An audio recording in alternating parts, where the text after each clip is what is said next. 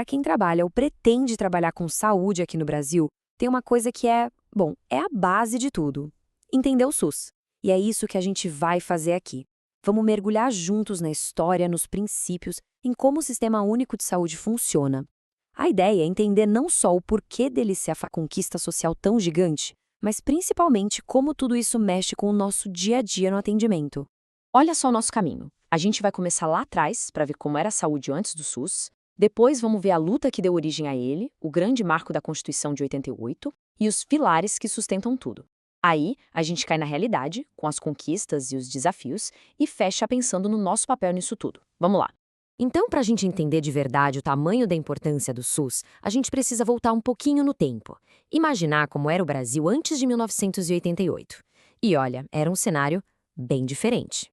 Pensa só, a divisão era muito clara. De um lado estavam os trabalhadores com carteira assinada. Eles, sim, tinham acesso a médico, hospital, tudo pela Previdência Social. Mas e o resto? A imensa maioria da população? Bom, ou dependia da caridade, de lugares como as Santas Casas, ou então tinha que tirar dinheiro do próprio bolso para pagar. Na prática, o que isso quer dizer? Que saúde não era um direito de todo mundo. Era um benefício, um privilégio para poucos. É claro que uma situação dessas, essa desigualdade toda, ia gerar uma reação, né? E foi o que aconteceu. Começou a nascer ali um movimento que iria literalmente mudar a história da saúde no Brasil. A gente está falando da reforma sanitária. Então, lá pelos anos 70, aquele modelo antigo já estava, dando sinais de que não aguentava mais. E foi nesse cenário que o movimento da reforma sanitária ganhou força. E quem estava nesse movimento? Tinha de tudo. Profissionais de saúde, professores, estudantes, movimentos sociais, uma galera se uniu com um objetivo que, para a época, era revolucionário. A saúde não podia mais ser um privilégio. Tinha que ser um direito de todo cidadão. E aí, quando o Brasil começou a se redemocratizar nos anos 80, essa luta ganhou um fôlego, uma força imensa. E toda essa briga, toda essa mobilização, ela deu um resultado histórico. Foi o ponto alto de toda essa luta, o nascimento oficial do nosso SUS. O grande marco, o ponto de virada, foi a Constituição Federal de 1988. É lá, nos artigos 196 a 200, que está a certidão de nascimento do SUS. Ali ficou escrito preto no branco que a saúde é direito de todos e dever do Estado. Isso foi uma virada de chave completa no jeito de pensar a saúde no país. Ok, mas não adiantava só ter o direito escrito na Constituição, certo? Era preciso dizer como isso ia funcionar na prática. E foi para isso que vieram as Leis Orgânicas da Saúde, lá em 1990. Pensa assim, a Lei 8.080 é tipo o manual de instruções do SUS. Ela que diz como ele se organiza, como ele funciona. E a outra, a 8.142, é importantíssima porque ela garante uma coisa chamada controle social, ou seja, a participação da própria comunidade na gestão do sistema. Isso é fundamental. Bom, a gente já viu a história, como o SUS nasceu. Agora, vamos mergulhar na filosofia por trás dele, na alma do sistema, sabe? Quais são os pilares que sustentam tudo isso? E mais importante, como é que eles guiam o nosso trabalho no dia a dia? O primeiro, e talvez o mais famoso, é a universalidade. O nome já diz tudo, né? Mas a ideia é muito poderosa. Significa que o acesso à saúde é para todo mundo, sem exceção. A porta do serviço de saúde tem que estar aberta para qualquer pessoa. Não importa a renda, a cor da pele, onde mora, a profissão, nada. Se é cidadão, tem direito. Depois vem a integralidade. E esse aqui, para nós que somos da área da saúde, é um desafio diário. Integralidade é enxergar a pessoa como um todo. Não é só focar na doença que ela tem naquele momento. É pensar na prevenção antes de adoecer, no tratamento quando precisa e na reabilitação depois. É conectar tudo, desde o postinho de saúde do bairro até o hospital mais especializado. E por fim, o terceiro grande princípio, equidade. E aqui muita atenção, porque equidade é diferente de igualdade. Igualdade seria dar a mesma coisa para todo mundo. Equidade é dar mais para quem mais precisa.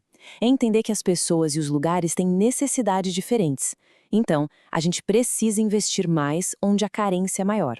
O objetivo é diminuir as desigualdades e dar a todo mundo a mesma chance de ter saúde. Certo. Mas para esses princípios todos saírem do papel, o SUS precisa de uma organização. E ela se baseia em 3 diretrizes. A primeira é a descentralização. A ideia é simples: dividir as responsabilidades entre o governo federal, os estados e principalmente os municípios, que estão ali mais perto das pessoas. Depois, a regionalização e a hierarquização, que é basicamente organizar os serviços em rede, por níveis de complexidade. E, claro, o controle social, que a gente já falou, a comunidade participando, fiscalizando e ajudando a decidir os rumos da saúde. Tudo isso que a gente viu é a base, a teoria. É lindo, né? Mas e na prática? Como é que isso funciona no dia a dia? Agora é hora da gente fazer um balanço bem realista, olhar para as conquistas gigantes do SUS, mas também para os desafios que não são poucos. E quando a gente olha para as conquistas, é de tirar o fôlego. Pensa bem, o Brasil tem um programa de vacinação que é modelo para o mundo todo. A gente tem o SAMU salvando vidas em cada canto do país. Temos o maior sistema público de transplantes do planeta. E a estratégia Saúde da Família, que leva o cuidado para dentro da casa das pessoas. Mas a gente sabe que também tem o outro lado. Os desafios que a gente vive na pele, a falta de dinheiro, as filas para conseguir um exame ou uma cirurgia, as diferenças enormes de acesso dependendo de onde a pessoa mora e, claro, a nossa necessidade constante de se qualificar cada vez mais.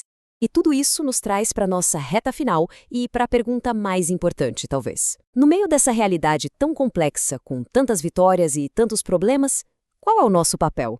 Onde nós, profissionais de saúde, entramos nessa história? Acho que a principal mensagem é esta: o SUS não é uma coisa pronta, estática. Ele é um sistema vivo, sabe? É uma obra que está sempre em construção. E quem são os construtores dessa obra? Somos nós.